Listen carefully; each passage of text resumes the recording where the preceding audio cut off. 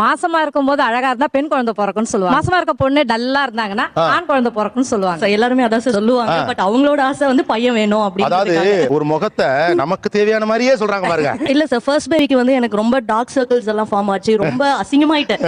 எனக்கு அது போகுமானே ஒரு டவுட் எல்லாம் வந்துருச்சு. அப்புறம் கடைசியில எல்லாரும் சொன்னாங்க அது பையன் தான்.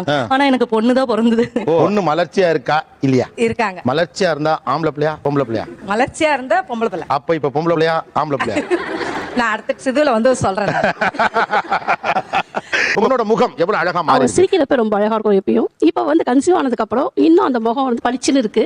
அவ ஏற்கனவே நல்ல கலரு, இப்ப இன்னும் கலரா இருந்த மாதிரி இருக்கு எனக்கு. கன்சீவா இருக்கும் அப்படின்னு கவனிப்பாங்கிறதுக்காகவே எப்படி நடக்குது? ரொம்ப கேஷுவலா நடப்பேன் சார். ஆக்சுவலா அந்த மேடம் சொன்ன மாதிரி ரொம்ப ஸ்பீடா நடப்பேன். நான் ஓடுற மாதிரி இருக்கும். ஓட்டு போடுறதுக்கு ரொம்ப வெயிட் பண்ண வச்சாங்க.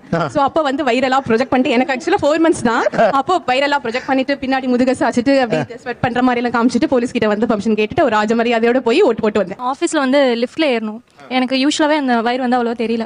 சோ எல்லாரும் டக்குன்னு உள்ள வந்துருவாங்க. கொஞ்சம் முன்னாடி தள்ளிட்டு தள்ளுங்க அப்படின்னு சொல்லிட்டு அதுக்கப்புறம் உள்ள போறது. சரி, எங்கேயாவது நம்ம போகணும், நம்ம அட்டென்ஷன் கிடைக்கணும், ப்ரையாரிட்டி கிடைக்கணும் அப்படின்னு சொல்லும்போது இந்த இடத்துல நம்ம இப்படி வச்சோம்னா நம்மளுக்கு தானே அந்த அட்டென்ஷன் கிடைச்சு நம்மளுக்கு ப்ரையாரிட்டி கொடுத்துருவாங்க.